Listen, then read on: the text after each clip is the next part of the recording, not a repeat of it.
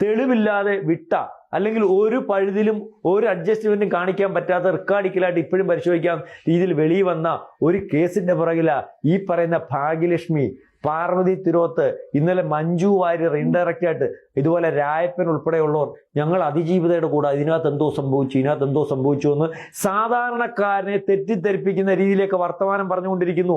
ആളെ കൂട്ടിക്കൊണ്ടിരിക്കുന്നു. കലാപാഹ്വാനം നടത്താൻ വക്കീലന്മാർ പറയുന്നു. ഈ പറയുന്ന പോലെ കേസില്ലാ വക്കീലും ഇനി പറയുന്നു. എല്ലാവരും പറയുന്നു ഇവരെ അറസ്റ്റ് ചെയ്യണം. ഇവരുടെ പിറകെ രാജ്യവിരുദ്ധ ശക്തികളുണ്ട്.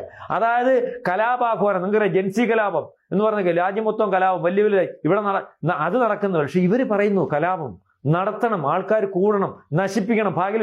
ഭാഗ്യലക്ഷ്മി അറസ്റ്റ് ചെയ്യണം. ഇപ്പൊ പറയാം ഏറ്റവും അവസാനം അവർക്ക് എങ്ങനെ കരുത്തു വന്നു? ഇത്രയും ഒരു ഡബ്ബിംഗ് ആർട്ടിസ്റ്റ് ആയിട്ടുള്ള ഒരാള്, ഇവരെ പറ്റി വേറെ പല ആരോപണവും ഉണ്ട്. കാരണം ഇവർക്ക് ഇത്രയും കരുത്ത് വരണമെങ്കിൽ ഇവരുടെ പുറകിൽ അതുപോലൊരു മാഫിയ ഉണ്ട്. ഇവരുടെ പുറകിൽ ആരോ കോടികളുമായിട്ട് നിൽക്കുന്നുണ്ട്. അല്ലെങ്കിൽ ഇന്നലെ തന്നെ ഇപ്പൊ ഇതിനകത്ത് വേറെ രീതിയിലേക്കായി. സാധാരണക്കാരനെല്ലാം അറിഞ്ഞും അറിയാതെയും ഇവര് പറയുന്നതിലേക്ക് വരുക. കാരണം അന്നേരം സെലിബ്രിറ്റി ആവും. റോഡിൽ നിന്നിപ്പം നഗ്നെ അങ്ങോട്ട് ചെന്ന് നിന്നിട്ട് ദിലീപിനെതിരെ പറഞ്ഞു, ദിലീപിൻ നിങ്ങളുടെ പുറകെ ക്യാമറയുണ്ട്, നിങ്ങളെ വൈറലാക്കാൻ ആളുണ്ട്, അല്ലെങ്കിൽ ഇന്നാൾ ഇന്നത് പറഞ്ഞു. ഇന്നലെ ഒരു ലോകത്താരും അറിയാൻ വയ്യാത്ത, എങ്ങനെ ജീവിക്കുന്നതെന്ന് അറിയാൻ വയ്യാത്ത, ഒന്നിനും കൊള്ളാത്ത മാക്കാണ്ട പോലെ ഇരിക്കുന്ന ഒരു സാധനം പത്തനംതിട്ട വണ്ടിയൊക്കെ കയറി ദിലീപിന്റെ പടം സിനിമ ഇട്ടിട്ട് ഒക്കത്തില്ലെന്ന്. അപ്പം മനഃപൂർവ്വം അവരെ കയറ്റി ദിലീപിന്റെ സിനിമ ഇടിയിച്ചിട്ട് അങ്ങനത്തെ ഒരു സംഭവം ഉണ്ടാക്കി. അതും വിഷയമാണ്, ഇതും വിഷയമാണ്. അപ്പൊ ഇവിടെ ദിലീപിനെതിരെ നിൽക്കുന്ന ആൾക്കാരെ മൊത്തവും വൈറലാക്കാൻ മാധ്യമങ്ങളുണ്ട്. അതായത് കോടികൾ മുടക്കി ഇപ്പോഴും ഇതിന്റെ പുറകിൽ നിൽക്കുന്നു, കലാപാഹ്വാനം ഉണ്ടാക്കുന്നു.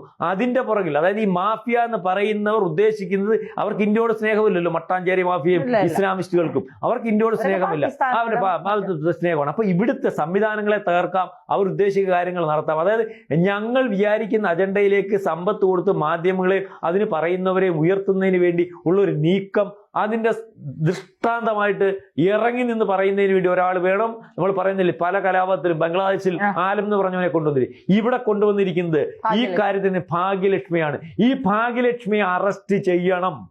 കോടതിക്കെതിരെ, സംവിധാനത്തിനെതിരെ ഇത്രയും കൃത്യമായിട്ടും വ്യക്തമായിട്ടും കാര്യങ്ങൾ വെളിപ്പെടുത്തിയിട്ടും ഇതിനെതിരെ സാധാരണക്കാരനെ തെറ്റിദ്ധരിപ്പിച്ച് കലാപാഹ്വാനത്തിലേക്കും ഒരു രീതിയിലേക്കും പോകുന്ന ഇവരെ അറസ്റ്റ് ചെയ്യണം. ഇതിന്റെ കൂടെ നിൽക്കുന്നവരെ അറസ്റ്റ് ചെയ്യണം. അല്ലെങ്കിൽ രാജ്യത്തിന് നാളെ കുഴപ്പമായിട്ട് വരും.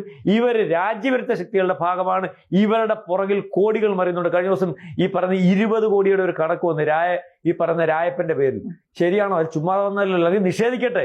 ഇപ്പം പറയുമോ നമ്മൾ എല്ലാവരും അതിജീവിതയുടെ പുറയില, എല്ലാവരും അതിജീവിത നീതി. പക്ഷേ അതിജീവിതയുടെ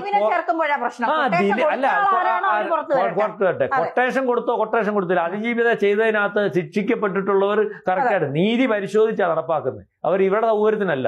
ഇവർക്ക് പൾസർ സുനി വെളിയിൽ പോയാലും ദിലീപ് ഇതിനകത്ത് അതിജീവിതയുടെ പുറകിൽ മുഖം മൂടി ഇട്ടുകൊണ്ട് ഇവർക്ക് ദിലീപിനെ അകത്താക്കണം. ഈ പ്രസ്ഥാനം ചിലരുടെ കൈകിലാക്കണം. അതിനെത്ര മേടിച്ചു, എവിടുന്ന് മേടിച്ചു, ഏത് രാജ്യവിരുദ്ധ ശക്തികളുടെ കയ്യിൽ നിന്ന് മേടിച്ചു എന്നുള്ള കാര്യം അന്വേഷിക്കണം. ഇത് ശരിയായ പോക്കല്ല, കൃത്യമായ പോക്കല്ല, രാജ്യവിരുദ്ധ നിലപാടുകളുടെ കൂടിയുള്ള പോക്കാണ്. സാർ, ഒരു കാര്യം കൂടെ പറയാം. ഈ ഭാഗ്യലക്ഷ്മി തന്നെ കുറച്ച് നാളുകൾക്ക് മുമ്പോ അതോ ഈ സംഭവം നടന്ന സമയത്ത് കൊടുത്ത ഒരു വീഡിയോ ഇപ്പൊ വൈറലാവുന്നുണ്ട്. അതിൽ ഭാഗ്യലക്ഷ്മി പറയുന്നത്, ഈ അതിജീവിത തന്നെ ഭാഗ്യലക്ഷ്മിയോട് പറഞ്ഞു, ഇദ്ദേഹം ഒരിക്കലും അത് ചെയ്യില്ല, ഇത്രയും ക്രൂരമായ മനസ്സ് ഇദ്ദേഹത്തിനില്ല. ഇവർ ആരോപിക്കുന്ന ദിലീപിന് ഇത്രയും ക്രൂരമായ ഒരു കാര്യം ചെയ്യാനുള്ള മനസ്സ് അദ്ദേഹത്തിനില്ല. മറ്റേ എന്ത് പറഞ്ഞാലും ഞാൻ വിശ്വസിക്കാം, പക്ഷെ ഇത് ഇദ്ദേഹമാണ് ചെയ്തതെന്ന് പറഞ്ഞാൽ ഞാൻ വിശ്വസിക്കില്ല എന്ന് അതിജീവിത ഭാഗ്യലക്ഷ്മിയോട് പറഞ്ഞതായിട്ട് ഭാഗ്യലക്ഷ്മി പറയുന്ന കാര്യങ്ങൾ തന്നെ ഇപ്പോ സോഷ്യൽ മീഡിയയിൽ പുറത്തു. അതിജീവിതയ്ക്ക് പോലും വിശ്വാസമില്ലാത്ത ഒരു കാര്യത്തിലല്ല തന്നെ ഇതിനകത്ത്. ഞാൻ പറയാമല്ലോ, എനിക്ക് അറിയാവുന്ന ഞാൻ പലരോടും പേഴ്സണലി ഇദ്ദേഹത്തെ അറിയാം. നമുക്ക് പലരുമായിട്ടും ബന്ധമുണ്ട്. ദീർഘമായിട്ട് ദിലീപായിട്ട് അറിയാവുന്ന, ദിലീപിനെ വ്യക്തിപരമായിട്ട് അറിയാവുന്ന, അല്ലെ ദിലീപിന് വേണ്ടി നിൽക്കാത്ത, പരസ്യമായിട്ട് പറയാത്ത പോലും ആൾക്കാരുണ്ട്. ദിലീപിനെ ചെയ്യാൻ പറ്റത്തില്ല. ദിലീപിന് അത്രക്കാരൻ അന്വേഷിച്ചിട്ടുണ്ട്. അപ്പൊ ചെയ്യാൻ പറ്റത്തില്ല. അയാളെ പറ്റി അറിയുന്ന ഒരാളും പറയുന്നില്ല, ഒരാളെങ്കിലും പറയണ്ടേ. അപ്പൊ ഇതിനകത്തൊരു അജണ്ടയുണ്ട്.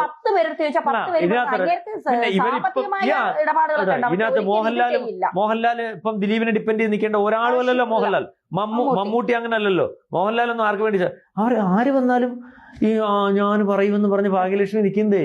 ഭാഗ്യലക്ഷ്മി നല്ലയിടത്ത് നിന്ന് പറഞ്ഞിട്ടില്ല, അതുകൊണ്ടാണ്. അല്ലെങ്കിൽ ഇവരുടെ പുറയിൽ നിൽക്കാതിരിക്കുന്നത് ഈ ജഡ്ജിയും കോടതിയും ഇത് കണ്ടില്ലെന്നടിക്കുന്നത്, ഇവിടുത്തെ സംവിധാനങ്ങൾ ഇത് കണ്ടെന്നടിക്കുന്നത് ഈ രാജ്യത്തോട് ചെയ്യുന്ന കൂറുകേടാണ്. കാരണം ശരിക്കും ഇവരെ അകത്തിടണം, ഇവരകത്താകണം.